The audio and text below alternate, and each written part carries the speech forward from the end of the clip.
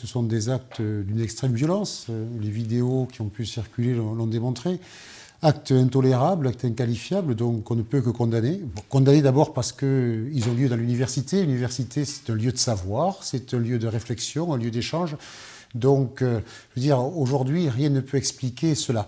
Donc, il faut bien évidemment les condamner. Et comme l'ensemble de mes collègues, eh bien, je les condamne. Mais autour de ces actes, il y a des questions qui se posent. Comment les personnes ont-elles pu rentrer? Qui sont ces personnes? Et donc autant d'éléments aujourd'hui sur lesquels il faut des réponses. Des réponses pour la communauté, des réponses pour également l'ensemble des étudiants. Et donc il y a une enquête donc conduite par les services de police, puisqu'il y a différentes plaintes. Puis il y a une inspection donc diligentée par la ministre. Et donc je pense que dans quelques jours, nous y verrons plus clair sur cette affaire. Plus clair pour permettre d'apaiser. Parce que vous le savez, aujourd'hui, j'ai maintenu la fermeture de la faculté. Demain, cela sera encore fermé. Et bien évidemment, je souhaite réouvrir le plus rapidement possible. J'ai reçu plusieurs délégations donc, d'étudiants manifestant leur souhait de pouvoir donc, étudier. Mais dans le même temps, je ne peux ouvrir que lorsque les conditions de sécurité seront remplies et que le climat sera apaisé.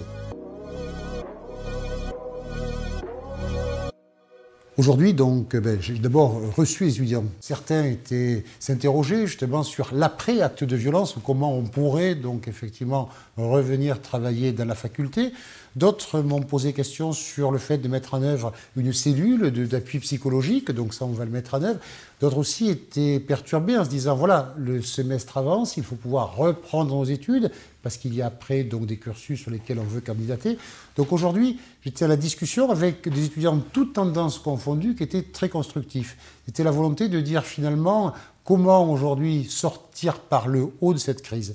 Et là, je veux dire que j'ai eu affaire à des étudiants responsables, qu'ils soient pour ou contre donc, la réouverture. Certains m'ont fait part aussi de leur inquiétude par rapport aux différentes lois, mais on a pu discuter.